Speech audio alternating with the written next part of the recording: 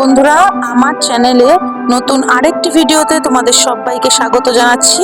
এর আগের ভিডিওতে তোমরা দেখেছিলে মহাকাল মন্দিরের একটি ভিডিও আমি তোমাদের সাথে শেয়ার করেছিলাম। যদি সেই ভিডিওটা তোমরা না দেখে থাকো তাহলে ডেসক্রিপশন বক্সে লিংক দেওয়া আছে, তোমরা প্লিজ একটু চেক করে নিও।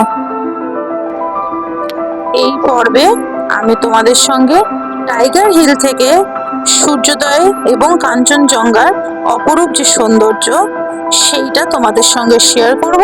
তোমরা প্লিজ ভিডিওটা স্কিপ না করে দেখতে থাকো। ভোর রাতে ঘুম থেকে উঠে হোটেলের বাইরে এসে দেখছি তখন রাত প্রায় পৌনে চারটে মতো বাজে, 3:45। বাইরে পাহাড়ের এই অপরূপ সৌন্দর্য দেখে নিজেকে আর ধরে রাখতে পারলাম না, ক্যামেরাটা অন করে ফেললাম। পাহাড়ের গায়ে তখন কি সুন্দর লাইটগুলো জ্বলছে, দেখতে অপূর্ব সুন্দর লাগছে। এর মধ্যেই দেখছি সব গাড়িগুলো দেখো বেরিয়ে পড়েছে টাইগার হিল যাওয়ার উদ্দেশ্যে। আমরাও রেডি হয়ে নিয়েছিলাম টাইগার হিলে যাব বলে, আমাদের ড্রাইভার আসতে দেরি করছিল তাই দাঁড়িয়েছিলাম। তো কথা বলতে বলতে দেখো আমরা টাইগার হিলে পৌঁছে গেছি।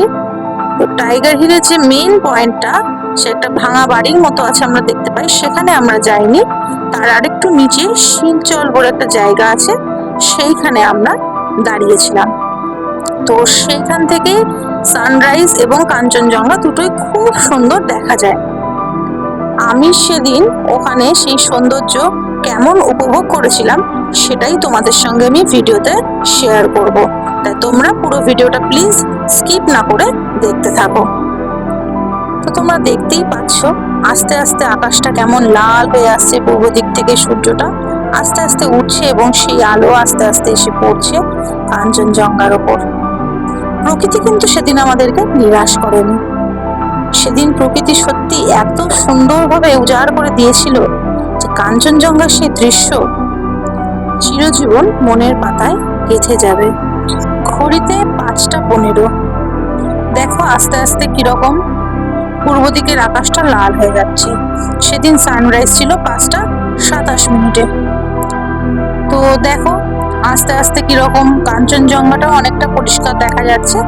এখন বাজে 5:20। তো সানরাইজ হবে 5:27।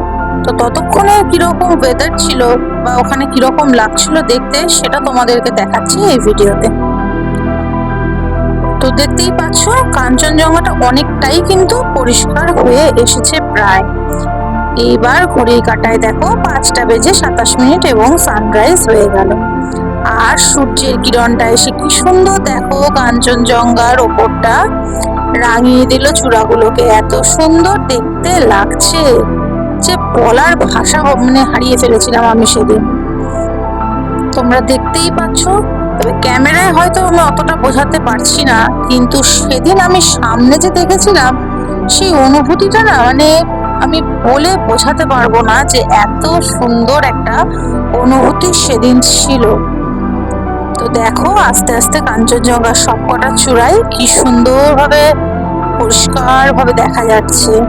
সূর্যের কিরণটা এত সুন্দরভাবে পড়েছে আর এত পরিষ্কারভাবে কাঞ্চনজঙ্ঘা বোধহয় খুব কম সময় দেখা যায়। ওয়েদার সবসময় যে সঙ্গ দেয় তার কোনো মানে নেই। এর আগেও আমি আরেকবার দার্জিলিং গেছিলাম, কিন্তু তখন আমি এত সুন্দরভাবে কাঞ্চনজঙ্ঘা দেখতে পাইনি। এবার আমার মন সত্যি খুব খুব ভরে গেছিল, এত সুন্দরভাবে আমি কাঞ্চনজঙ্ঘাটা দেখতে পেয়েছিলাম বলে।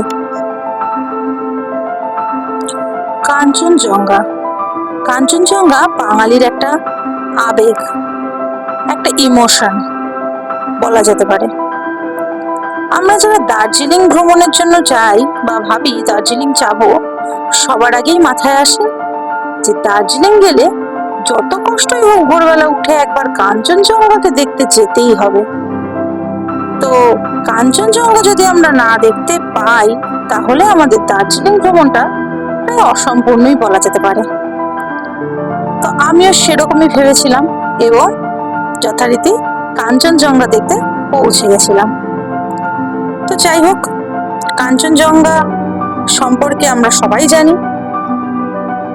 কাঞ্চনজঙ্ঘা হলো মাউন্ট এভারেস্ট এবং কেটুর পরে পৃথিবীর দ্বিতীয় সর্বোচ্চ উচ্চতম শৃঙ্গ। যার উচ্চতা 8,586 মিটার, প্রায় 28,169 ফিট।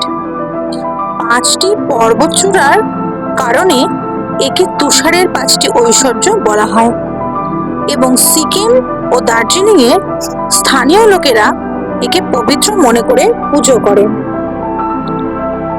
কাঞ্চনজঙ্ঘা শব্দটি শুনে তৎসম কাঞ্চন প্লাস জঙ্ঘা মনে হলেও আসলে নামটি সম্ভবত স্থানীয় শব্দ কাং চেং জেঙ্গা থেকে এসেছে, যার অর্থ তুষারের 5 ধন দৌলত। তেনজিং নোরগে তার বই ম্যান অফ এভারেস্টে এর সম্পর্কে লিখেছেন। এটির 5 চূড়া আছে, তাদের 4টির উচ্চতা 8,450 মিটারের ওপরে।